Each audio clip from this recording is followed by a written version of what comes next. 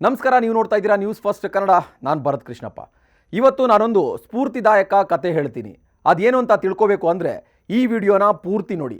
ಅದು 2016 ನವರಾತ್ರಿ ಸಮಯ ಉಜ್ಜಯಿನಿಯ ಪೊಲೀಸ್ ಇಲಾಖೆಯಲ್ಲಿ ನಿರ್ಭಯ ಪ್ರಭಾರಿಯಾಗಿ ಅಂದರೆ ಮಕ್ಕಳು ಮತ್ತು ಮಹಿಳೆಯರನ್ನು ರಕ್ಷಿಸುವ ತಂಡದಲ್ಲಿ ಕೆಲಸ ಮಾಡ್ತಾ ಇದ್ದ ಮಹಿಳಾ ಪೊಲೀಸ್ಗೆ ಒಂದು ಫೋನ್ ಬರುತ್ತೆ.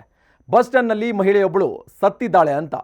ಕೂಡಲೇ ಆ ಮಹಿಳೆ ಪೊಲೀಸ್ ಬಸ್ ಸ್ಟ್ಯಾಂಡ್ ಬಳಿ ಹೋಗ್ತಾರೆ.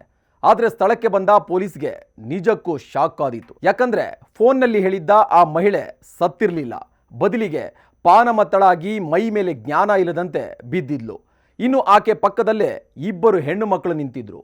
ಒಂದು ಮಗುವಿಗೆ 5 ವರ್ಷ, ಇನ್ನೊಂದು ಮಗುವಿಗೆ 2 ವರ್ಷ. ಜೋರಾಗಿ ಅಳ್ತಾ ಇದ್ರು.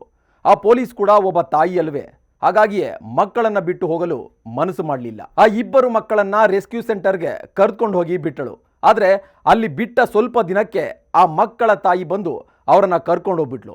ಅದಾದ ಸ್ವಲ್ಪ ದಿನದ ಬಳಿಕ ಉಜ್ಜಯಿನಿಯ ರೈಲ್ವೆ ಬ್ರಿಡ್ಜ್ ಬಳಿ ಆ ತಾಯಿ ಮತ್ತು ಮಕ್ಕಳು ವಾಸವಿದ್ದಿದ್ದ ದೃಶ್ಯ ಕಂಡುಬಂತು. ಅಲ್ಲೇ ಪಕ್ಕದಲ್ಲಿದ್ದ ಅಂಗಡಿಯವನಿಗೆ ಫೋನ್ ನಂಬರ್ ಕೊಟ್ಟ ಆ ಮಹಿಳಾ ಪೊಲೀಸ್ ಮಕ್ಕಳಿಗೆ ಏನಾದರೂ ಸಮಸ್ಯೆ ಆದರೆ ಫೋನ್ ಮಾಡಿ ಅಂತ ಹೇಳಿ ಬಂದಿದ್ರು. ಒಂದಿನ ಮಹಿಳಾ ಪೊಲೀಸ್ಗೆ ಕರೆ ಬಂತು. ಅದು ಬೇರೆ ಯಾರೂ ಅಲ್ಲ, ಅಂದು ಪೊಲೀಸ್ ನಂಬರ್ ಕೊಟ್ಟು ಬಂದಿದ್ದ ಅಂಗಡಿಯವನಿಂದ. ಆ ತಾಯಿ ಮಕ್ಕಳಿಬ್ಬರನ್ನ ಚೆನ್ನಾಗಿ ಹೊಡಿತಾ ಇದ್ದಾಳೆ, ರಕ್ತ ಸೋರ್ತಾ ಇದೆ, ಬೇಗ ಬನ್ನಿ ಅಂತ ಅಂಗಡಿಯವನು ಗಾಬರಿಯಿಂದಲೇ ಫೋನ್ನಲ್ಲಿ ಹೇಳಿದ್ದ. ಸ್ಥಳಕ್ಕೆ ಬಂದ ಅಧಿಕಾರಿಗೆ ಮಕ್ಕಳನ್ನು ನೋಡಿ ಕರಳು ಕಿತ್ತು ಬರುವಂತೆ ಆಗಿತ್ತು. ಯಾಕಂದ್ರೆ ಮಕ್ಕಳಿಗೆ ರಕ್ತ ಬರುವಂತೆ ತಾಯಿ ಹೊಡೆದಿದ್ಲು. ಕೂಡಲೇ ಅಲ್ಲಿಂದ ಮಕ್ಕಳನ್ನು ಕರೆದುಕೊಂಡು ಆಸ್ಪತ್ರೆಗೆ ಸೇರಿಸಿದ್ರು. ಸ್ವಲ್ಪ ದಿನ ಅವರನ್ನ ಜೊತೆಯಲ್ಲೇ ಇಟ್ಕೊಂಡ್ರು. ಆಮೇಲೆ ಮಕ್ಕಳ ಕಲ್ಯಾಣ ಸಮಿತಿಯವರ ಸಹಾಯದಿಂದ ಇಂದೋರ್ನ ಆಶ್ರಮಕ್ಕೆ ಸೇರಿಸಿದ್ರು. ಆಗ ಆ ಮಹಿಳಾ ಪೊಲೀಸ್ ಅಧಿಕಾರಿ ಒಂದು ಕಂಡೀಷನ್ ಹಾಕಿದ್ರು. ಆ ಅಕ್ಕ ತಂಗಿಯನ್ನ ಯಾವುದೇ ಕಾರಣಕ್ಕೆ ಬೇರೆ ಮಾಡಬಾರ್ದು ಅಂತ. ಅಲ್ಲೇ ತುಂಬ ವರ್ಷ ಇದ್ದರು. ಒಳ್ಳೆ ಸ್ಕೂಲ್ ಸೇರಿಸಿ ಚೆನ್ನಾಗಿ ಓದೋಕ್ಕೆ ಕೂಡ ಸ್ಟಾರ್ಟ್ ಮಾಡಿದರು. ವಾರ್ಡನ್ ಜೊತೆ ಸಂಪರ್ಕದಲ್ಲಿದ್ದ ಮಹಿಳಾ ಪೊಲೀಸ್ ಅಧಿಕಾರಿ ಮಕ್ಕಳ ಬಗ್ಗೆ ಆಗಾಗ ಮಾಹಿತಿ ಪಡಿತಾ ಇದ್ರು. ಇನ್ನು 2023ರಲ್ಲಿ ಕೇರಳದ ಸುರೇಶ್ ಎಂಬ ಪತ್ರಕರ್ತ ಇಬ್ಬರು ಹೆಣ್ಣು ಮಕ್ಕಳನ್ನು ದತ್ತು ತೆಗೆದುಕೊಂಡಿದ್ದಾರೆ.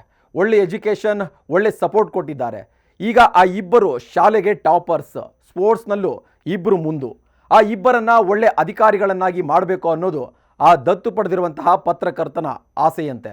ಅಂದಾಗೆ ಈಗಲೂ ಮಹಿಳಾ ಪೊಲೀಸ್ ಆ ಇಬ್ಬರು ಹೆಣ್ಣು ಮಕ್ಕಳ ಜೊತೆ ಸಂಪರ್ಕದಲ್ಲಿದ್ದಾರೆ. ಇಬ್ಬರು ಹೆಣ್ಣು ಮಕ್ಕಳನ್ನು ರಕ್ಷಿಸಿ ಒಳ್ಳೆಯ ಅವಕಾಶ ಸಿಗುವಂತೆ ಮಾಡಿದ್ದು ಮತ್ತೊಬ್ಬರಿಗೆ ಸ್ಫೂರ್ತಿ ಅಲ್ಲದೆ ಮತ್ತೇನು. ಅಂದಾಗೆ ಈ ಕಥೆಯನ್ನು the official humans of Bombay ಎನ್ನುವ ಇನ್ಸ್ಟಾ ಪೇಜ್ನಲ್ಲಿ ಅಪ್ಲೋಡ್ ಮಾಡಿದ್ದು ಮಹಿಳಾ ಪೊಲೀಸ್ ಹಾಗೂ ದತ್ತು ಪಡೆದ ಪತ್ರಕರ್ತನ ಬಗ್ಗೆ ಮೆಚ್ಚುಗೆ ವ್ಯಕ್ತವಾಗ್ತಾ ಇದೆ. ಮತ್ತಷ್ಟು ಇಂಟ್ರೆಸ್ಟಿಂಗ್ ಕಂಟೆಂಟ್ಗೋಸ್ಕರ ನ್ಯೂಸ್ ಫಸ್ಟ್ ಯೂಟ್ಯೂಬ್ ಚಾನಲ್ನ ಫಾಲೋ ಮಾಡ್ತಾ ಇರಿ. ನ್ಯೂಸ್ ಫಸ್ಟ್, ನಿರ್ಭೀತಿಯಿಂದ ನಿಮ್ಮ ಪರವಾಗಿ.